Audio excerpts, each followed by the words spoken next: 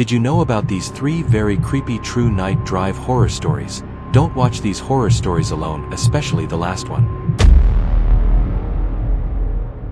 I've never been able to explain what happened that night. It's the strangest, most unsettling thing I've ever experienced, and even now, years later, I still get chills thinking about it. I was working late at a small dive bar out in the country. It wasn't glamorous, but it paid the bills, and most nights were uneventful.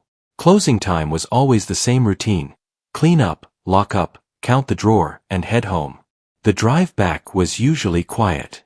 30 minutes of winding back roads through farmland and dense woods. No streetlights, no houses for miles, just dark curves and the occasional reflective sign cutting through the black. I normally liked that drive. It gave me time to clear my head. But that night it was different. The fog was heavier than I'd ever seen it. My headlights barely pierced more than a few yards ahead. Even with the brights on, it felt like driving into a wall of glowing mist. I slowed way down, gripping the wheel tighter than usual, the silence of the empty road pressing in on me. That's when I saw it. Off to the right side of the road, through the fog, was a faint yellow blinking light. At first, I thought it was just a reflector on a post or maybe a marker for some utility work. But the longer I drove, the more I realized something was wrong. The light wasn't passing me. It wasn't falling behind either.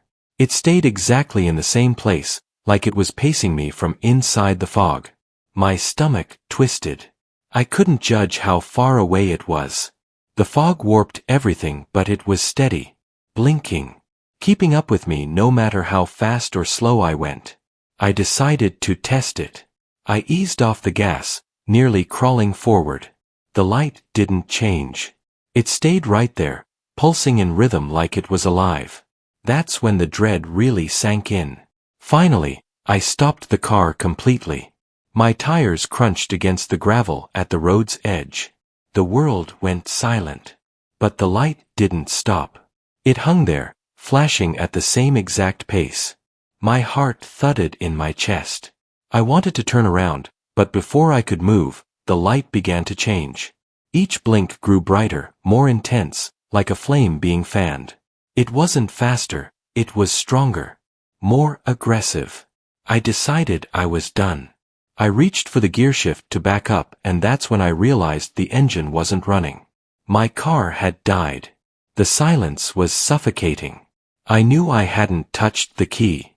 Yet the dashboard was dark, the engine completely lifeless. My hands shook as I twisted the ignition. Nothing. Again. Nothing. The car was dead, and the light outside was swelling brighter, as though feeding on my panic. Instinctively, I grabbed my phone. I thought, at the very least, I could record it or call someone. But when I tapped the screen, it didn't turn on. The battery was gone. Dead. Even though I had checked it back at the bar, it was at 20%. Now I was alone. And the light flared. It grew so bright I couldn't keep my eyes open. It was like a miniature sun exploding in the fog, blinding me, searing white through my eyelids. I shielded my face with my arms, trembling, waiting for something to happen. Then silence. I lowered my arms. I opened my eyes. The fog was still there, but the light was gone. Completely. With a shaking hand, I tried the ignition again. This time, the engine roared to life like nothing had ever been wrong. I didn't waste a second. I slammed into gear and drove the rest of the way home, never taking my eyes off the road. I couldn't even look into the mirrors. I was terrified that if I glanced away, I'd see that blinking light again. I made it back safely. Nothing else happened. But I've never stopped thinking about it. I've told friends, family, even regulars at the bar. Everyone has their own theory: swamp gas, faulty headlights, electrical interference, you name it. But none of it feels right. None of it explains why my car died, why my phone went black, why the light burned so bright it nearly blinded me. I don't know what I saw that night. But I do know one thing. Whatever it wasn't human. This happened a couple of years ago, and it still unsettles me every time I think about it. I've been a long-haul truck driver for years. The endless nights, empty highways, and long stretches of nothing are second nature to me now. But this particular trip was different. It was my second to last delivery before heading home, and I was dead tired, just trying to push through the final leg. The route cut through a lonely desert highway. No towns. No gas stations. Not even a glow on the horizon. Just 2 lanes of cracked asphalt under a sky drowning in stars. Out there, in the middle of the night, you feel like the last person alive on Earth. I was maybe an hour away from my drop-off when I noticed it. In my mirror, a pair of headlights appeared behind me in a dark SUV. It wasn't tailgating or trying to pass. It just stayed there. Always at the same distance, no matter how fast or slow I went. For nearly 40 minutes, that car clung to me like a shadow. At first, I brushed it off. Maybe it was some nervous driver too scared to pass a big rig. But after blowing through multiple passing zones, that excuse stopped making sense. Something about it didn't feel right.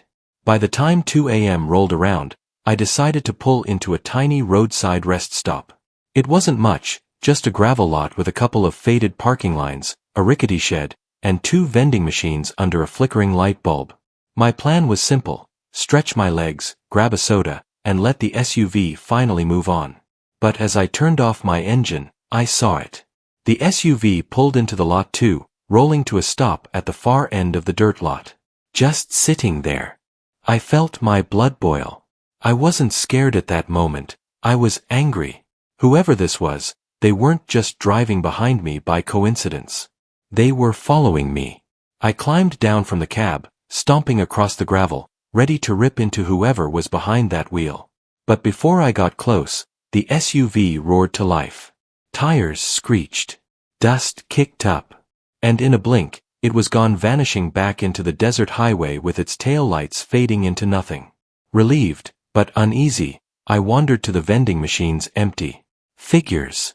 The whole thing had drained me, so I decided to catch a short nap before finishing my route. I checked the locks on my trailer, did a quick walk around, then reclined in my cab and cracked a window. The desert was silent. Completely still. For the first time that night, I let my guard down and drifted off. It couldn't have been more than an hour before I woke up. A faint sound cut through my sleep, crunching gravel. Footsteps. I stayed still, forcing my breathing to remain steady. Slowly, I lifted a corner of the window shade. My stomach dropped. 2 figures crouched near the rear wheels of my trailer. They were fiddling with the locks, whispering, one of them flashing signals with a tiny beam of light. Then I saw the glint of bolt cutters coming out of a bag. They were trying to break in. I had no weapon, no plan, just instinct. I slammed my palm down on the air horn. The blast shattered the silence. The men jumped like they'd been electrocuted, stumbling back before bolting into the darkness. Within seconds, headlights tore across the lot. The same SUV. It sped past with its lights still off, then vanished down the highway once more. By the time I stepped out of the cab, it was already gone. I called the police.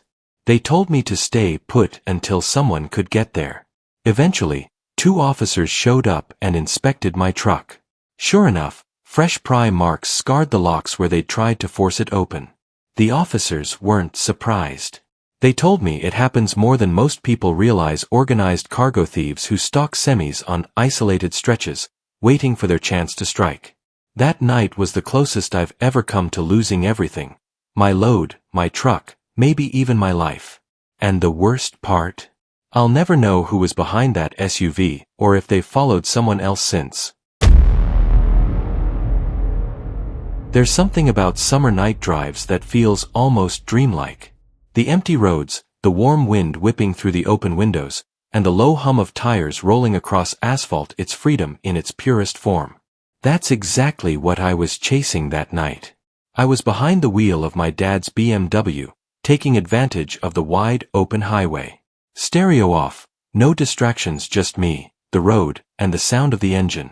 After a while, though, I got the strangest impulse. An urge to pull off the highway and cut through some back roads. I couldn't explain why, but it was strong enough that I knew I wouldn't be able to shake it. So, I did exactly that. The neighborhood streets were narrow, twisting perfectly for testing the car's handling. I weaved through the turns, enjoying the grip of the tires, the way the headlights sliced through the dark. The place was deserted. No cars. No people. Just silence. Until I saw it. Something metallic glinted in the headlights. I slammed on the brakes, the tires screeching as the car came to a hard stop just feet away. Sitting in the middle of the road was a shopping cart. Just there. Empty.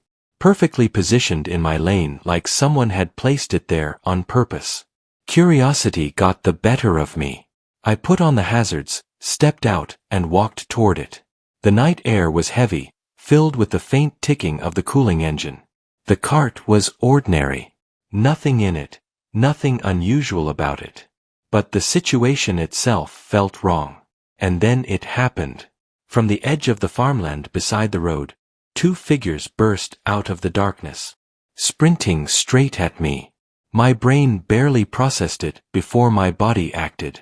I bolted back to the car, slamming the start button with trembling hands. The engine roared to life just as one of them slammed into the passenger door with a sickening thud. He didn't even try to brace for impact. I froze. For a brief moment, our eyes locked through the glass. His face was pale and smeared with dirt or blood. His clothes were shredded, hair damp and wild, his eyes wide and bloodshot. His expression was vacant, unsettling, like he wasn't fully human. Blood seeped down his arm. He didn't react. Didn't even seem to feel it. Instead, he grabbed the door handle, tugging furiously, trying to rip it open. That snapped me out of it. I threw the car into gear, swerved around the shopping cart, and tore down the road, heart hammering in my chest. The whole drive home was a blur. I debated turning back. Part of me thought maybe the man was hurt, maybe he needed help. But the way he looked at me and the emptiness in his eyes convinced me I had done the right thing by leaving. I called the police while still driving, reported what had happened, and gave them the location. They said they'd send someone. When I finally made it home, I pulled into the driveway and stepped out, still shaking. That's when I saw it. Blood streaked across the passenger side door. Smeared along the handle. Spattered across the mirror. Way more than I expected from such a brief collision. The sight made me sick. The next morning, my dad saw the car and lost it. He didn't believe my story at first. To him, it was just damage to his car. But after I told him everything, he eventually calmed down. Still, he didn't let me take the car out at night anymore. To this day, I believe it was a setup. The cart in the road was bait, meant to get me out of the car. Maybe they were thieves. Maybe something worse. I'll never know.